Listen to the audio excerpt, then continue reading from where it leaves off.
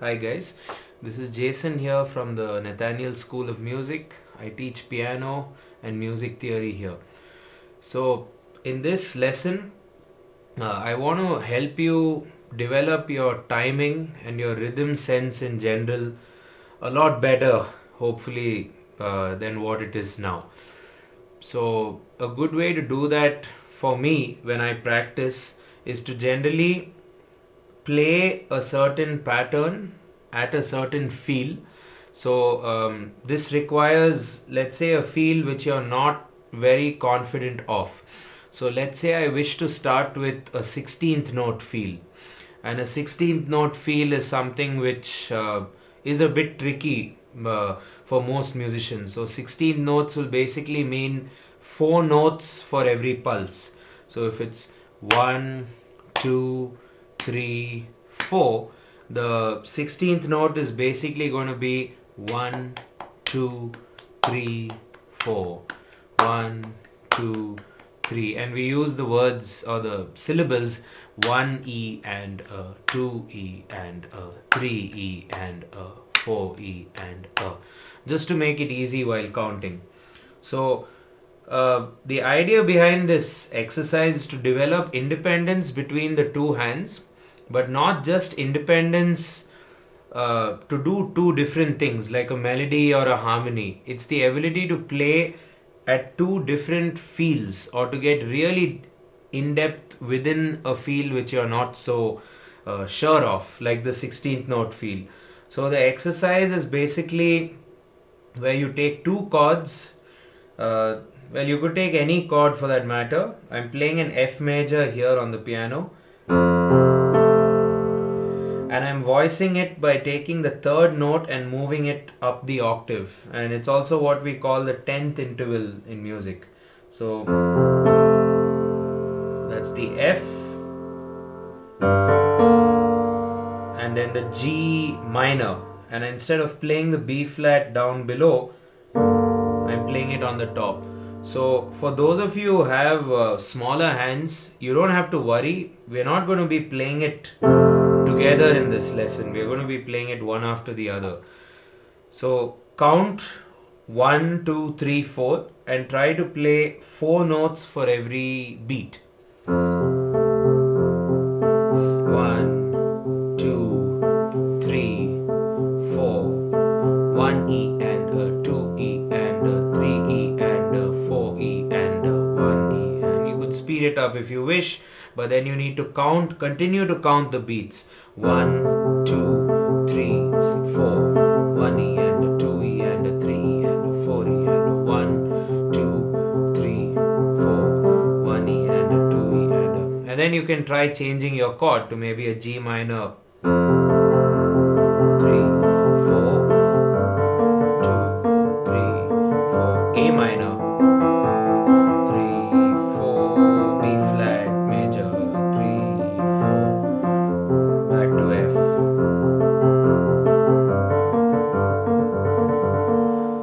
So that's basically what the left hand is going to do. What you could do with the right hand is take the same chord which you played in the left hand, in this case F major, so I could voice it in any which way, in this way with an inversion, right? And if any of you have doubts with chord inversions, I suggest you watch my tutorial on chord inversions, which is quite a detailed 4-part or 5-part series which talks about exactly how you should form these things. So anyway, I'm going to be playing the chord in my right and the arpeggio in the left. The first thing I would like to target is the downbeat or the on beat. Basically every one of the bar. So if it's 1E and you only need to play the 1, the 2, the 3 and the 4 in the right hand. So here goes. F.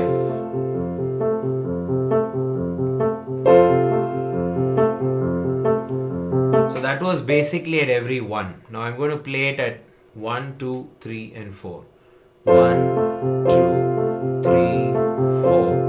1E and a 2E and a 3E. And what's very important while you're practicing is to implement both legato and staccato feels.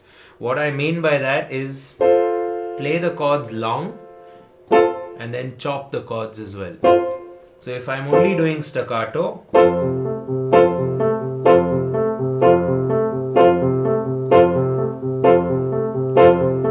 or only legato,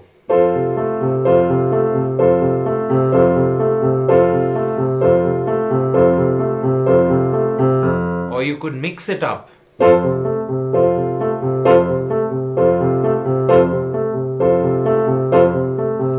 Change the chord.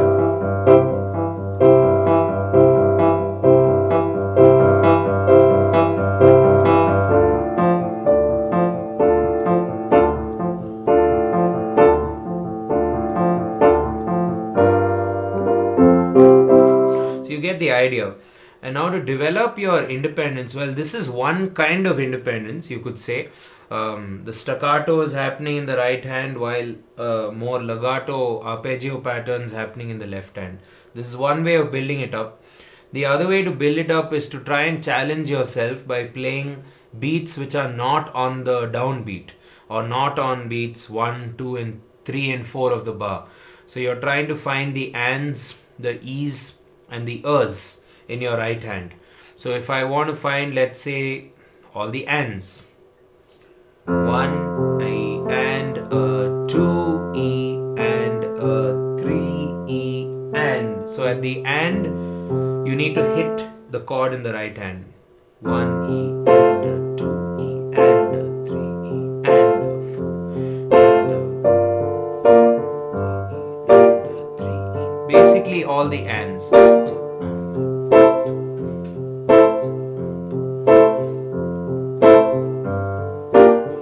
Again, you could combine legato and staccato.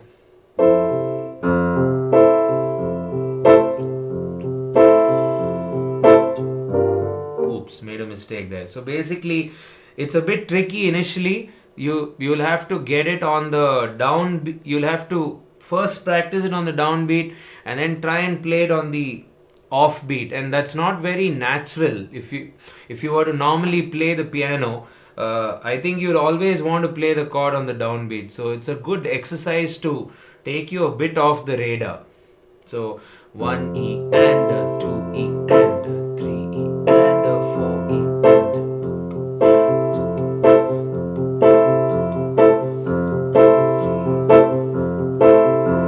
So again, try and work your way towards legato and staccato. If you're not getting it one after the other, try doing only legato and then try doing only staccato.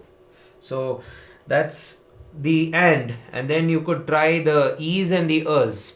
So the e is between the 1 and the and. So if you count it, 1 E and 2 E and so 1 E and 2 E. So that E is basically what you're going to be striking here. So let's see how that goes. 1 E and 2 E and 3 E. That was the 1 E. 1 E and 2 E and 3 E and 4 E and 2 E and 2 E and 3 E and 4. Change the chord. 2 E and 3 E and 4 E and 1. And again, try the legato staccato idea.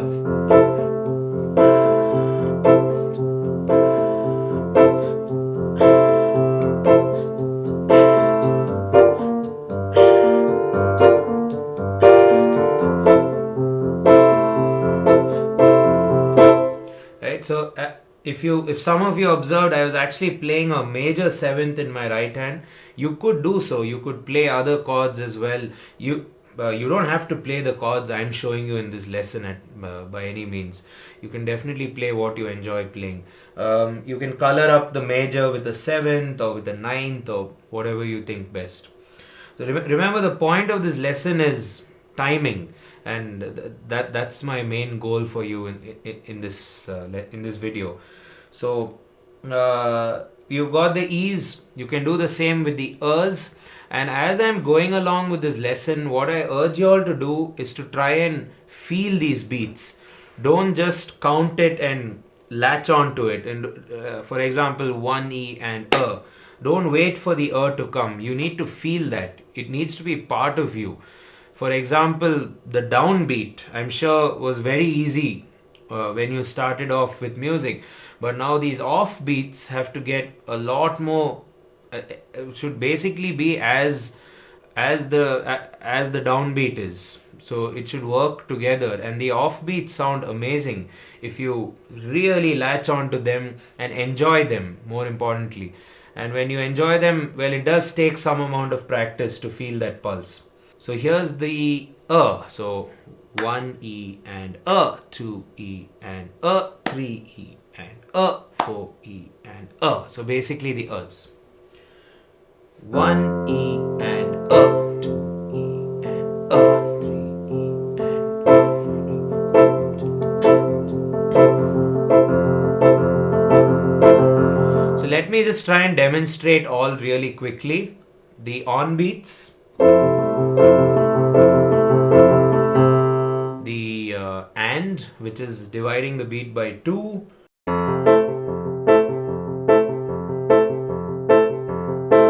E, which is the 25% mark of the beat, if you will. Very groovy. And then the which is at the 75% mark of the beat, if you will.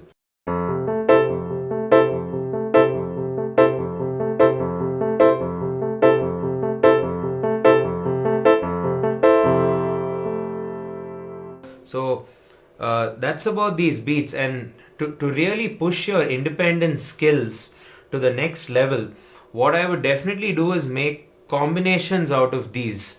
Not just do the E every time of beat 1. That starts getting a bit predictable. And whenever things get predictable for your learning brain, you definitely need to push it to the next level. So try and make sure things are not so predictable. You can do a 1, 2E, 3 and 4 right? So that could sound cool.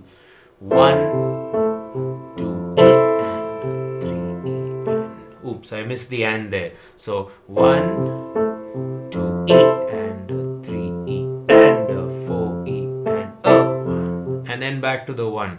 And you can do various permutations. You can start by just, enjoying it and just seeing what comes. 1 and 2E and 3 and 4E. So that was a downbeat, an E, a downbeat, and another E. So 1E and 2E, 3E and 4E, 1E and 2E, 3E and 4E, and 1E and 2E. And you can hit a few like this, and you get into that funk space and the Latin space of music, which I think are the most grooviest forms of music, if you ask me. So this is a good way to develop your independence and, more importantly, developing your knowledge of these beats. In conclusion, basically you play the arpeggio in the left hand as 16th notes and zero in on the beats, all the 16 beats, the downbeat, the and, the E and the practice and toggle between them as staccato and legato. For those of you who have any doubts regarding any of what I said, I've done a video on chord inversions, as I mentioned earlier. Do check that out. And if you're having a problem to identify the E's and the ands, we've done another lesson on our YouTube channel called Dividing the Beat. So I suggest you watch that, watch those, and then come back to this maybe if you found some of these things a bit challenging for you. Meet you in the next part where we are going to push independence even further. Cheers.